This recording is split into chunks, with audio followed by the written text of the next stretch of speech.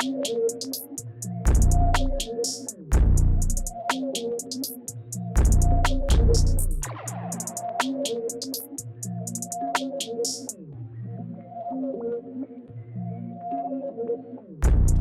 them, T. All right, welcome back. Coffee, blunts, and donuts. Okay. Episode, what's this, number 4? Yeah, we're getting there. We're chugging along. It's your co-host, Natasha Tamara. It's your boy, ITS.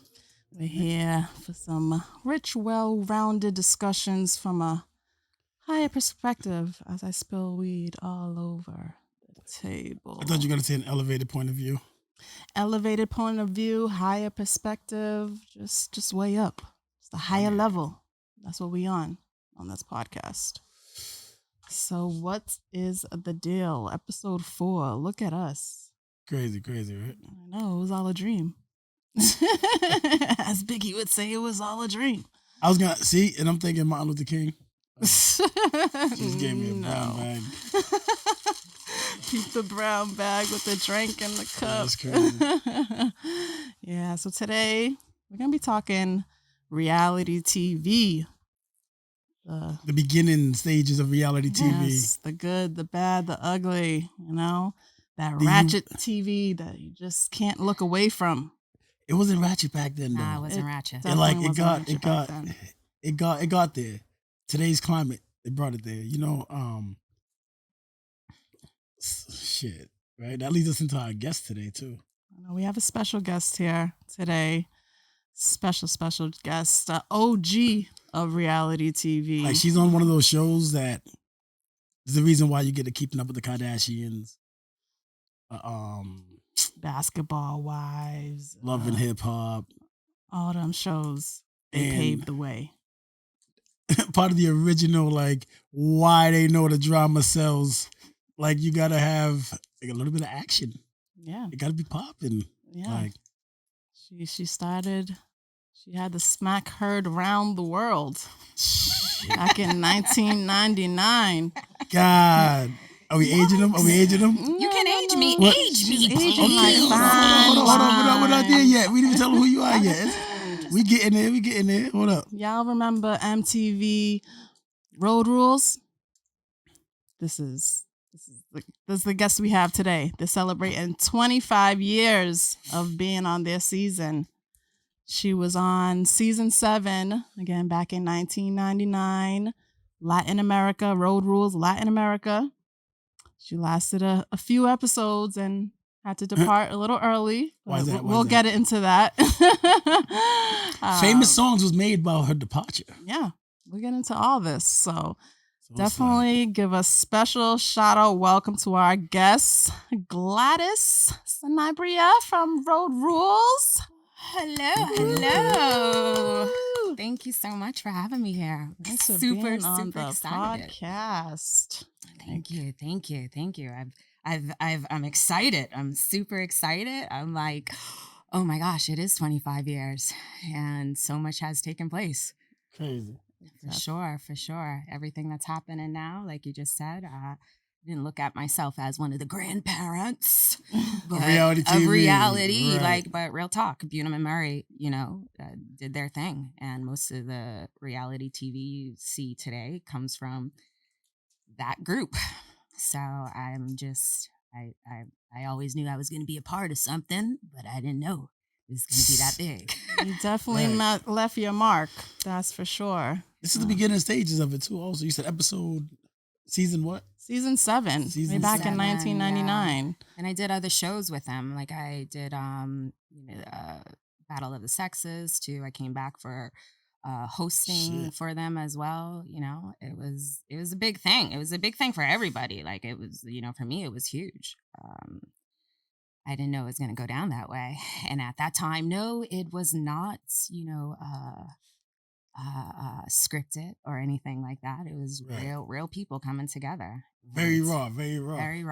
Now, and I was going to say that because that's how, like, when you look at today's reality TV, you feel like, for sure, you're going to get some action. You're going to get some fights. You're going to get some drunkenness. You're going to get everything off the wall. And was it different back then? Like, were they supplying? Like, today we know they supply. Because all the reunion shows, they like, hey, they kept giving us alcohol. Did they do that back then?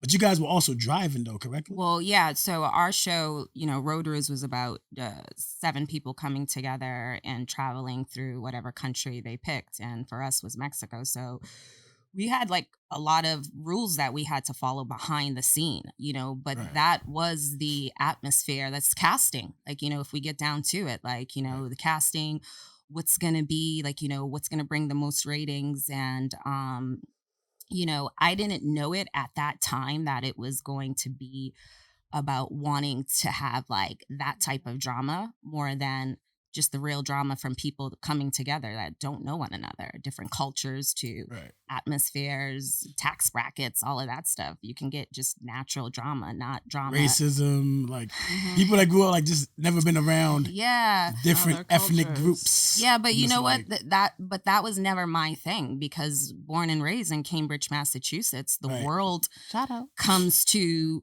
our city to go to Right. school, to be educated. So growing up for me, I went to school with all different ethnic backgrounds to different religious, perspectives and what have you. So I always grew up around the world. It's coming out of Cambridge at that time where shit was like very still diverse. Like, Right. East Boston is East Boston. North End is North End. Like, now you Charlestown, can Charlestown. like, when I come to crazy. come back home now, like nothing is the same. Like everything is a melting pot, which is great. Like, but during that time, yeah, no, the reality show was a real experience. And I feel today I don't like I watch some things, but I don't like watching a lot of things because of that type of drama that they want people to illustrate with, the liquid courage, alcohol, like, you know what I mean? I feel like they didn't even call it reality TV back then. It was just a TV show. No, it was And, it like- was reality. It was No, it was definitely reality, but it More wasn't reality. like now. Now it's like That's a scripted whole reality. there's a whole category. Yeah, scripted Yeah. It's like- Yeah. Back then, I remember being in high school and we're like, yo, Gladys is on TV. Like, oh shit, because we're all from the same city. And we're like, yo, Gladys is on TV. It wasn't like, yo, Gladys is on Love and Hip Hop. Everybody's on Love and Hip Hop. Like, yo, like, it's totally different now. Back then, it was, like you said, it was very big. Like, Slash it on MTV Yeah. of all Yeah. things. So it's like, It's huge. you know what I'm saying? Yeah. Now, did they pay you guys for that? So they did. I mean, and for me, it was funny because for Road Rules, like, at the beginning, they take everybody's money, like, and everybody's like, credit cards, parents' credit cards. I came up with tokens. Like, listen, I'm gonna need these tokens to get back on the MBTA when I get home. Like, you know what I mean? But it was one of those things that they did pay us, but we couldn't spend that money on the road. We had to make our money on the road. So that was like working with one Right. another, working with our team to be able to complete challenges together and things like that. So that was cool in a lot of ways, just because I've worked since I was, a child at PBH, Philip Brookhouse. Anybody knows that? Like, you know what I mean? Like, we Crazy. went to camp there to going to becoming a junior counselor and all of that other stuff. But, to get actually paid for me at that time was like significant dollars. I was like, oh, okay. Like just to travel. Yeah, and paid to travel. Where did you go? So so our show was Latin America. So we started off in Chihuahua, Mexico, and then traveled through Mexico, and then but they went on to Belize and Costa Rica. So that was my show.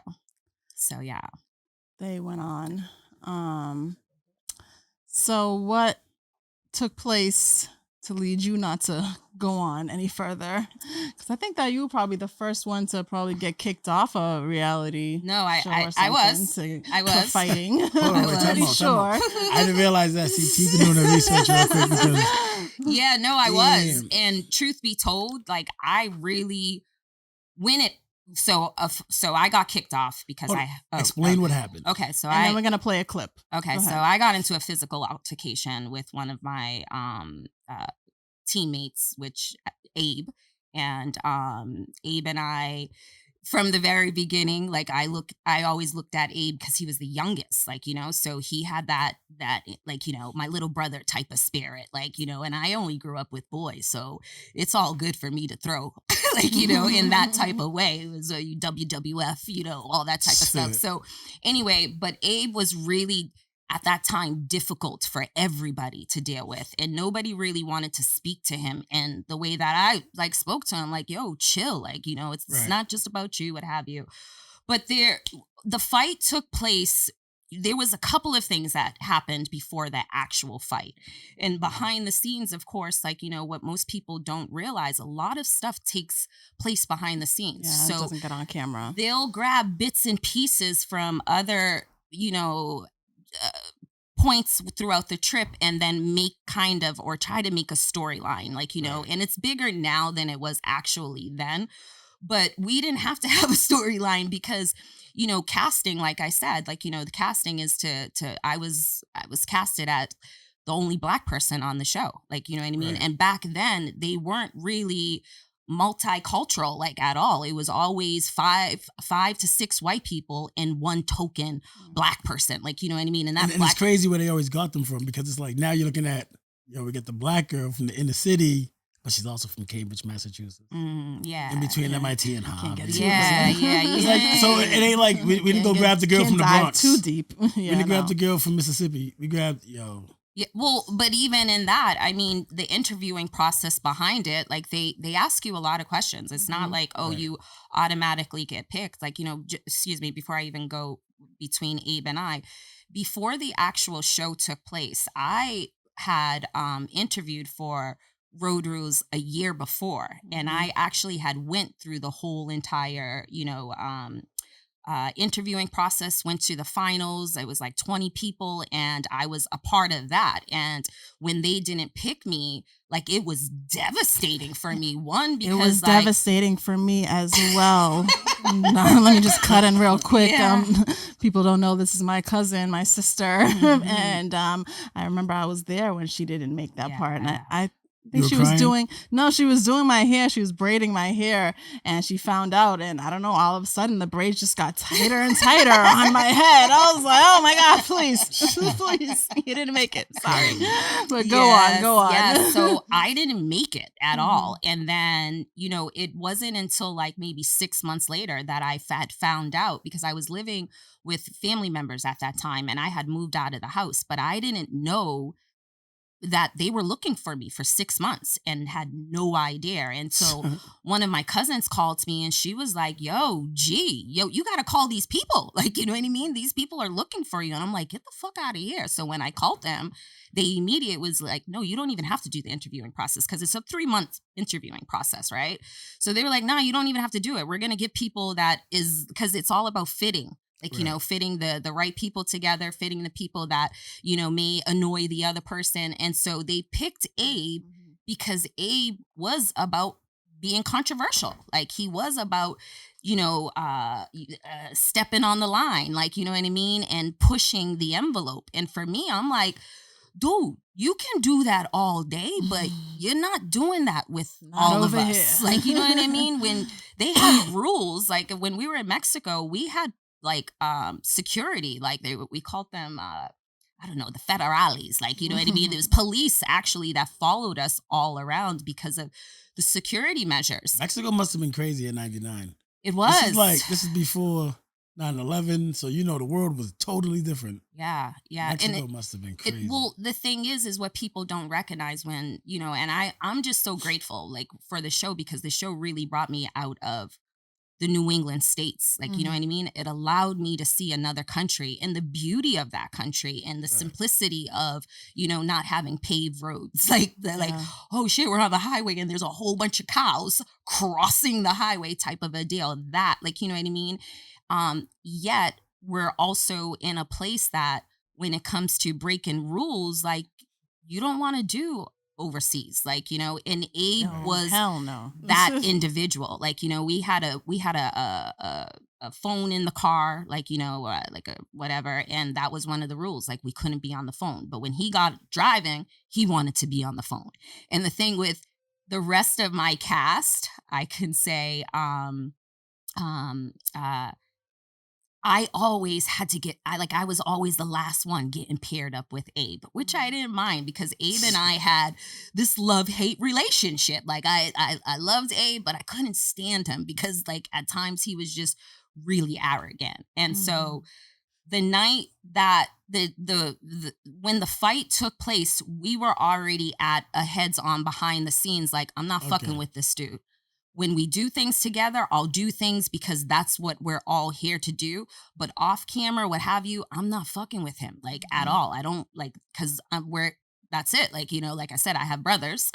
So, you know, I didn't grow up in a house like you don't hit girls. No, you hit your brother, you better, you're going to get hit back. Stop hitting. Like, you know what I mean? So for me, what took place was we had, the episode, I guess it was the episode that we were challenging the cast from the previous season, which was Australia. And so Australia came and like we were in, I think it was Venezuela, excuse me, not Venezuela, Versailles or Mexico.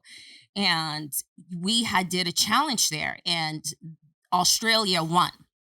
And Abe and Susie, which were the youngest from the cast, like, you know what I mean, ended up, you know, like hanging out more, what have you. And because I am who I am, I'm a protector. Whether I know you or whether I don't know you, there are certain things that I feel as being, you know, born and raised in the inner city or just going through what I've gone through in my life that like I'm more aware of certain things that maybe somebody else is not aware of. So for me, I knew Susie was the virgin of her cast. She, after they beat us, everybody's in the hotel having a good time, what have you. And, you know, we're all drinking, having a great time. I go downstairs to our Winnebago to get my clothes. And lo and behold, Susie and Abe are in the Winnebago. And so I felt a certain type of way because, wait, first of all, girl, you a virgin. Like, what are you doing in a Winnebago? Wait, hold on, time out. So we're going to fast forward in your mind. So this whole fight is over you hating? No, it's not me hating. Protecting. She was protecting. I was protecting. Different. An innocent virgin. Different. An innocent virgin. Yeah, different. I'm like innocence of like, well, and that's my thing, right? You know what I mean? Because I wasn't a virgin at that time. I was very sexually active. And, you know, I just felt like you don't put yourself in a position that you're not acting in, right? So for me, when I went upstairs, I told her team, like, you know, and it was all the girls that were sitting around, Sarah and Holly and the girls from the other show. And I was like, yo, check it. I'm telling you right now, I just met Sarah and Holly. If Sarah or Holly was a virgin and they were downstairs with somebody that they didn't know, no, I'm grabbing them up. Like, nah, you don't put yourself in a position that you're not ready for. So that was the behind the scene of why the next day the fight takes place, right? Because now everybody is oohing and ahhing like, ooh, what did you and Susie do? But to Abe, you was hating. I wasn't hating. To Abe, you was hating. No, because Abe brought it to a different space. Like later. No, even during it. He was mad at you the whole time because you were kind of like... Oh, yeah. Well, in his mind, because they were all intoxicated. Yeah. They were all intoxicated. He just met her. He's looking for a quick one night stand. Yeah, and if Susie, what was it, Susie or Sarah? Susie. Susie, if Susie wanted to get down I get it. Her virginity to Abe. Well, you know, that wasn't the case. And she wasn't, well, that was the whole entire thing. That was Susie's, the American virgin, like, oh, nobody really can have her, but she that was her story. You know what I mean? Like, you know, let me, like, you know, be cute and bubbly because for Susie, you saved her storyline. Well, not even, because Susie's storyline was already created in being that whole wholesome white girl from, you know, a great family, you know, very Christian, and is coming out into the world. And, you know, and for me, I didn't even have to understand that in the aspect of like, nah, don't put yourself in a position. Like, you know, that is where I was on the overall coming from, because I already knew Abe, and Abe is a dickhead. Like, you know, he was, excuse me, Abe, I don't know if you're a dickhead now, but hopefully you're not, because you got 4 girls. Like, you know what I mean? It all comes back around. So it all, like, you know what I mean? So So in that case, yes, because Abe was hard. No, really, Abe was hard on the show. He played out like the whole woman bashing, like, you know, like he didn't like a strong woman. He had a lot to say because once again, that's why they brought him to the show, to be that type of individual. And he was playing up to that and character. He was playing, and I said to him, I was like, yo, Abe, listen, I'm telling you, I'm a firecracker. Like, you know what I mean? You can only do so much, and then we're going head to head, like, you know. And so that day, everybody's talking about it. Now you can see in the video, like I'm packing up my shit. I'm already annoyed. Like, you know what I mean? I had some shit going on the show that wasn't showed. Like, you know what I mean? I ended up having a whole miscarriage on the show and had surgery and everything in Mexico. But at the same time, this other stuff is taking place. And so I just didn't want to be involved. Like, so my thing was like, nope, once we tape, we're taping for this. When we're not taping, I'm not fucking with him. I'm not in a space. So as everybody's talking about it, and I say, yo, Abe, I find that really like something like it's disgusting. Like, first of all, you were in our quarters. You were in the bed that I sleep in. You had all of our dirty shit out just for you to have something that you didn't have. Because you guys were roommates?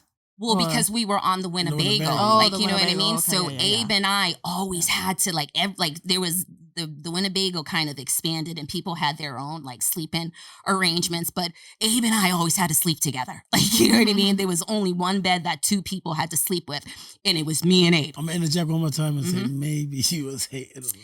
Okay, I mean, I can take that. I can take that, you know, but nah, fuck that. Like, I wasn't hating. I get it. Because also you're bed, you're like, yo, this is wild. It's, you know, honestly, I've always been the type of person. I don't care if like I said, I know you or not. If I see something's wrong. Oh, yeah, no. I'm not saying they're intoxicated. I get that whole part. Like, you know, and then my concern was like, I mean, I don't know. Like, if this is what your people are saying about you, like, this is what you do. I didn't know that at the time. I was just more of like, yo, I know that we're all partying, but your girl's downstairs. Like, it's that whole entire thing. Like, if we all go to the club together, we're all fucking leaving together. Call me a hater or not, but we're all leaving. Sorry, I don't get a license plate number. Whatever the case is, that's who I am. Like, you know, so that's who I was there. And Abe said some shit to me. And in him saying shit, he wasn't talking shit about, like, you know, coming hard on everybody else. Right. He came hard on me. And I was like, yo, real talk, I will fucking take you in the streets and beat you like your mother never did.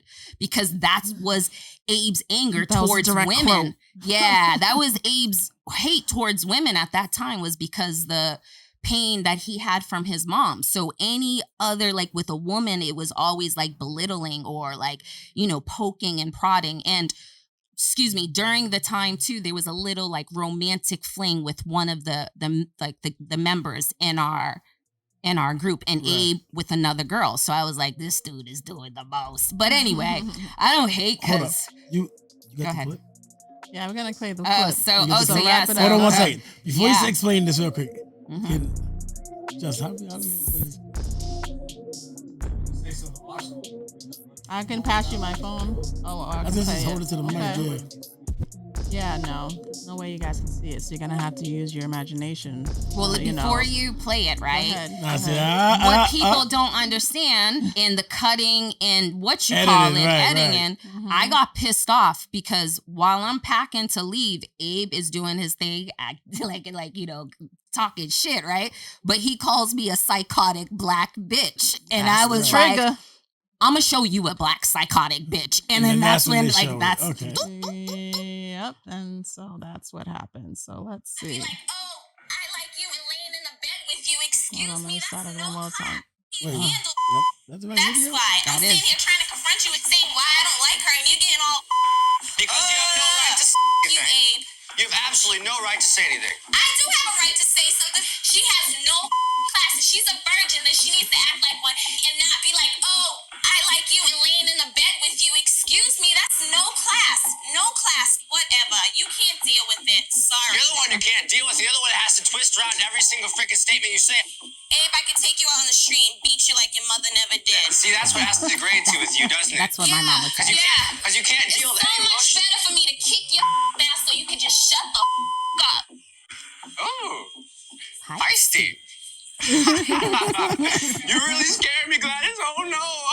A psychotic Babe, you bitch is can't gonna do come that. after me. Oh no. Call me a bitch again. Call me a bitch Call you again. bitch as much as I want to call you. Let us go. Couldn't let it go, y'all. All right, there we go. Hold up. So obviously, Call me a bitch again. just putting the pause on him at this time. Call me a bitch Stop again. that. Call me a bitch again. It's over there. I just want to hear that part. Hey, get off of me. Hey, get off of me. You're out of here. You're out of here. Now, at that time, I didn't think I was out of there, right? Truth be told. After I just donkey kicked him. Okay. Like, you know what I mean? It was set up like, because he knew right away, like, you're out of here. Well, no, right? Because I'm sure they told him no fighting. If you fighting, you get off. But they say a lot of things in the contract. Like, And you that know was what I mean? before- And before that there was was, like, fighting. you know what I mean? But wait, simultaneously, our show is being taped the same time the reality, our brother show, which is sister show, Real World, Seattle, and one of the cast members smacked a chick in her face. Mm-hmm. Oh, yeah. Right? Black dude So smacked the white I knew, for me, I wasn't getting kicked off. One, because the production past shows never got involved. The people that got voted off was Puck and David. Like, those were the only two people that got voted off. Nobody ever got kicked off. I got kicked off, like, you know, and what I now know is the reason why they felt like they needed to let me go was because of the fact that I had a surgery and they felt like I was being way too emotional, and that part and all of those things. So behind the scenes, like I say, like, you know, there's so much that takes place, but I didn't feel like I was emotional because I had surgery. No, I was ready to kick his ass. Like that just bottom line, because he had already disrespected so many people throughout so Road Rules is 8 weeks. I was there for 4 weeks. Living in a van, right? half time. So you can either have the option, if you make enough money, to, you know, get a hotel, or you can stay in the Winnebago. So there was times that we stayed in the Winnebago, and there was times that we had enough money to stay in a hotel, like, you know. But yeah, like that was that. And like I said, I just knew my cast, my team, they loved me. So I was like, I'm not fucking going anywhere. Like, everybody's been waiting for you to get your ass kicked. And then that was the biggest, that part, you know, at that time when they did tell me, I was devastated. Y'all, I was so devastated, because not only did I feel like I missed a really good opportunity and couldn't, like, deal with, you know, just shut in my mouth and not saying anything, but integrity and morals are, like, you know, just took that stance. And in that, like, you know, I was really upset that I had to go. But what also came from that was, you know, I knew that Real World wasn't making that much ratings before Latin America. They wanted, Road Rules didn't have that much ratings. They wanted it to be like Real World. So Latin America really put Road Rules on the map as far as the ratings that shot up. Why? Because it was a physical altercation. Why? It was between a black girl and a white boy, and who's getting kicked off, like, you know what I mean? And why, and all of this other stuff, like, you know, and for me, it was devastating. It wasn't only just devastating for me, it was devastating for the production behind the scenes. Like, you know, everybody was really, really sad about it. Like, you know, so I was just worried that, like, damn, this is about to air and I'm going to be typecast as the angry black girl from the ghetto.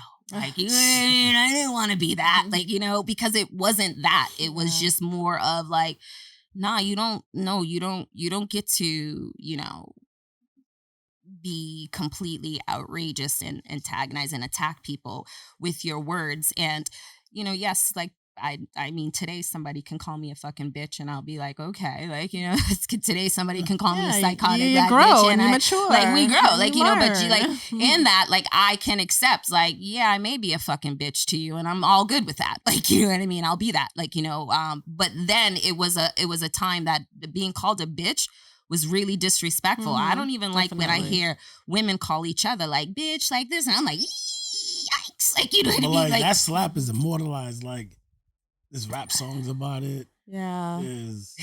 The soundtrack was like that Queen Latifah. Who you calling a bitch? UNITY. They like played that every time with her. No, but I'm talking about like definitely. There's quotes and shout outs and I mean, got a song. Gladys. I mean, honestly, y'all, like I like to this day, like it's so crazy. Even when people like recognize or like, wait, you're that, like I never. There was probably 2 girls that hated on me when I moved out after the show. I had moved out to Los Angeles, and I had worked at a Giuseppe Franco. It's a Beverly Hills hair salon. And I remember 2 girls coming in like, that's that bitch from, you know, poo poo poo. And I was like, oh, this is the first time I'm getting like hate on it. But that's real talk, you made it. But but it was the craziest thing because everybody loved me. And everybody, I mean, like people, like when I moved to Los Angeles, I mean, I moved to Los Angeles because I was able to house sit for one of the he was a director at the time, became a producer, and loved Bruce. Bruce passed away. But anyway, Bruce asked me to come house sit for him. So I ended up going out to California and stayed out in California for like over like 12 to 13 years. And in that, like I was able to be like on the scene, and it was so crazy for me because I didn't realize how much people knew me. Like, you know, like I remember one of the first celebrities that, you know, reached out to Bunim and Murray to get in touch with me was Sinbad. I love Sinbad. I hope Sinbad's doing well. But he reached out to me and he was like, yo, I feel like you got a bad rap on the show and I want you to come work for me. He used to do the soul music festivals in like, you know, on different islands and just bring like a whole bunch of R&B singers from back in the day, what have you, and have this huge festival. So he invited me out to St. Thomas. And of course, my cousin, my beautiful cousin, Tina, Natasha's mom, like, you know, she's like, Mama, you need to be careful.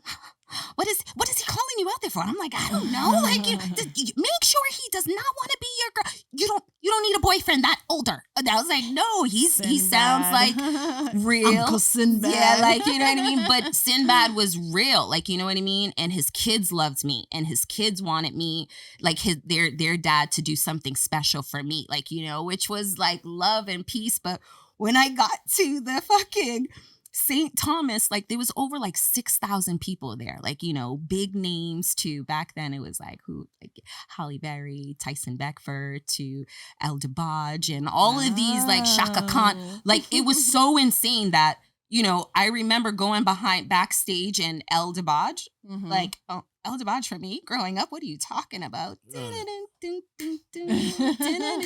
like, oh my God, El DeBarge is, and I'm just crying, like, you know, kids, because I'm like, how do y'all even know me? Like, this is the craziest shit. Like, I was sitting at home, taking out my hair in high school, looking at Real World and being like, yo, I can be on one of those shows. Why wouldn't they pick me? Like, you know, and then actually getting on and then having this experience. I mean, just like a year ago, I woke up in the morning and Spirit was like, Google yourself. And I was like, me? Why would I do that? Like, you know what I mean? I Google myself and I'm like, oh shit, a bitch is still relevant. Like, who's the top people as far as women in as far as reality? And I was one of those women. And I'm like, yo, definitely that's fucking crazy. Like, you know, and it was crazy because it was just me. It was just G. Like, you know, I wasn't like, you know, like trying to be someone else. I wasn't trying to get ratings. I was really trying to vibe with everyone that was there because everyone was having that experience. And it was. Now, was you guys chasing ratings? Not back then. Like today, they're definitely chasing. Not back then. But that was the biggest thing for, I feel like me getting kicked off was for them to boost up the ratings, right? Because like I said, simultaneously, Seattle was fucking recording. They didn't kick Steve off. They didn't kick the people but they kicked me off without my team voting me off because nobody wanted me to go. Like even Abe at the, a week or two later, they were like, can we get Gladys back? Can we and they were just like, no. And then that's when they had told the rest of the cast, because at the time the cast didn't even know that I had, surgery in Zacatecas, Mexico. So it was deep on so many levels.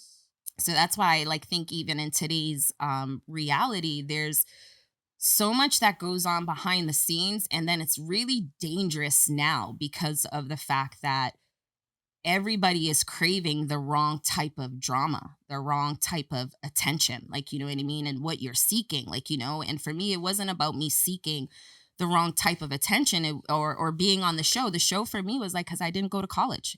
All of my friends were going to college. This was my way out of Cambridge.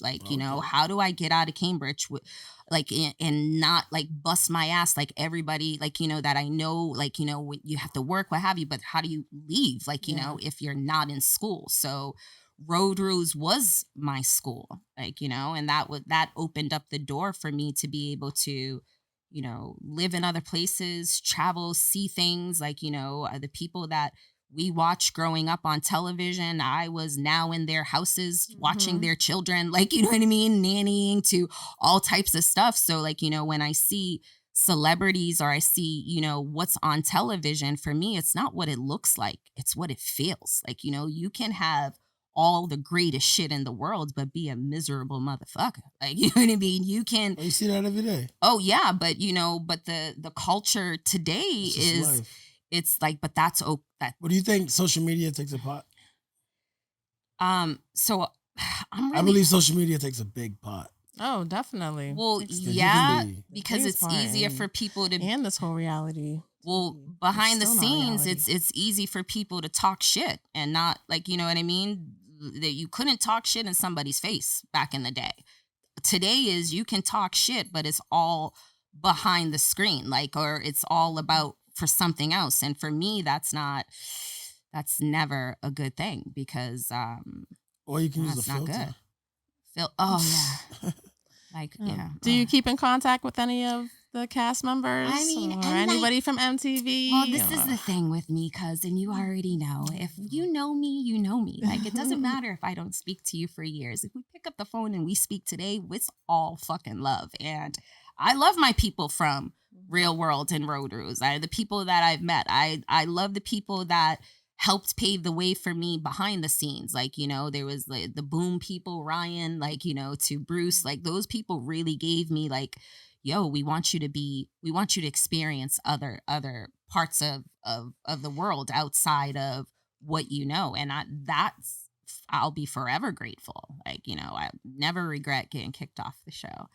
In the beginning, I was one of the casting directors was like, Gladys, it's okay. After I got kicked off and I knew everybody got the what is it? The Volkswagen Beetle. Yeah. The shit was all new and stuff. And then he was like, Gladys, it's okay. Don't worry. Just ride this out. No, motherfucker, I would have been riding it out in a motherfucking Volkswagen Beetle. Later. You know what I mean? Now I can't. And kicked you off and gave away the Beatles. Right you know away. What I mean? And then I say all the time, everything happens for a reason, right? Because real talk, when I got kicked off, one of my favorite aunts passed away.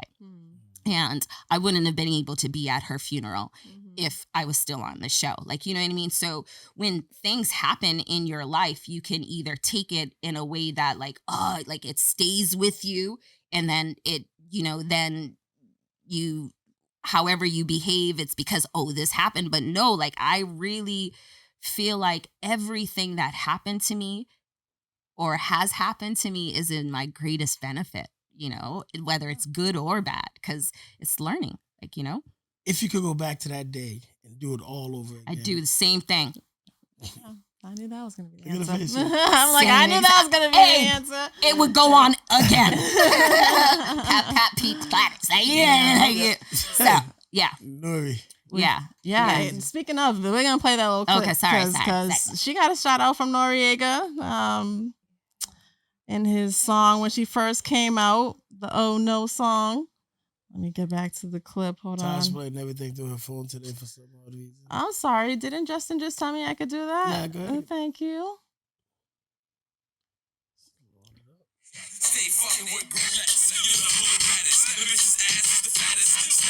Smack, peep Gladys. If you don't know, yo, then I don't know. I'm gonna get some head. It's like, if you don't know, then I don't know. When that line came out, we were like, whoa, he's definitely talking about Gladys. That was a smack. That's only Gladys who smacked around somebody that we know. It has to be her. Shout out Noriega. Check it. It was my auntie Paulette that calls me like, you know Noriega's rapping about you, right? And I'm like, Noriega? Auntie, how do you even know about Noriega? Gladys, just listen to the song.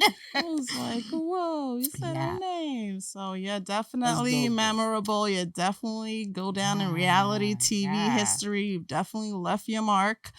So don't ever think twice and know you paved the way. Reality TV is the new thing. I am smoking. What you smoking on? Are y'all smoking? I'm about to smoke too. Were you able to smoke on the show? I'm a stickler for, when it came to rules, because I wasn't trying to get arrested in fucking Mexico. And honest truth be told, I really wasn't a weed smoker then anyway. Like I didn't smoke bud like that. But the rules were we couldn't do drugs, but one of the episodes we had to fight with, we had to do, bullfighting. And the matador, the professional matador that, that was our guest, like we were his guests, like we had to stay at his ranch and shit. And he was like famous in Portugal, fucking Spain, all these places. But his whole entire crew was all coked up. And I was like, yeah, no. Like, you know what I mean? But at one point, I remember when I was in the bullfighting ring, they was like, I guess I was one of the, I wasn't the Josh and Holly were the matadors, and we were the people to get the bull's attention. But I remember I was behind this wall and I was freaking out because the bull is coming, what have you. And I was like, what the fuck? This is fucking crazy. You know what I mean? But mind you, I'm behind the wall and then I go to look down and there was this huge black spider. And I was like, ah! And I'm running because I didn't want, the bull was coming and then the spider. So the matador is like, Nina, mama, get bassa. This is not my culture. I watch Chicago bulls. I don't fight bulls. But it was all about here, take a shot. You want to do nah. And I was like, yeah, nah, I'm not really, Right. Yeah, in Mexico in 99. Yeah, and y'all had to be active. Y'all had to do real activities. It wasn't real world. You can just chill out. They had to do challenges and stuff. Yeah. And you ended up coming back on a challenge though. Right? Yeah, I did I hosted, I feel like I think I hosted a couple of challenges. And then the last show that I was actually on was Battle of the Sexes, and I was pregnant at that time. First person to be on the challenge, pregnant. Another record holder. And now Zia, my son, is now, he'll be 21, the end of this year. Yeah, 21 years. Yeah, that's crazy, right? Yeah, I'm grown. Yeah. Yeah. I need a lighter, y'all. Feels like just yesterday, right? Hell yeah. You are. It's yeah, so what's Gladys doing now? Well, I mean, I don't know. You're coming full circle. Well, yeah. With your upcoming trip, no? Yeah. Oh, let me tell you, that's perfect, right? Mm-hmm. So on Road Rules, and one of the questions for me, for everybody, I guess, but this is one of the questions that I remember a lot. It was if you can meet 3 people in the world, who would it be? And at that time, I didn't know my oldest brother, Chris. And I knew he had, been adopted out, but we never met him. So he was someone that I had said I would like to meet my brother, Chris, and so because it's coming up on 25 years of just, reality, what have you. But my brother Chris, I ended up meeting, and he found the family in 2005. So we just celebrated his 50th birthday this past weekend, and this Friday I take off to Costa Rica with him. So and that's the beauty of it, because I was like, yo, like, oh shit, I was supposed to be in Costa Rica 25 years ago, and I never made it. And I didn't make it for the reasons that I didn't make it for. And now I can go with the person that I was wishing to meet. Like, you know, and so that's powerful in itself. So yeah, I take off with my big brother Chris this Friday to Costa Rica. So I'm super excited. Yeah. So I mean, what am I doing today? I'm the same, like, you know, trying to live my best life, being a better version of me every single day. I hope, you know, soon I can put a name to exactly who I want to be or what I want to be when I grow up. But the biggest thing is that I really try to be a really good person every single day, even in my baddest places. I try to shine light, I guess. So yeah, you're doing that.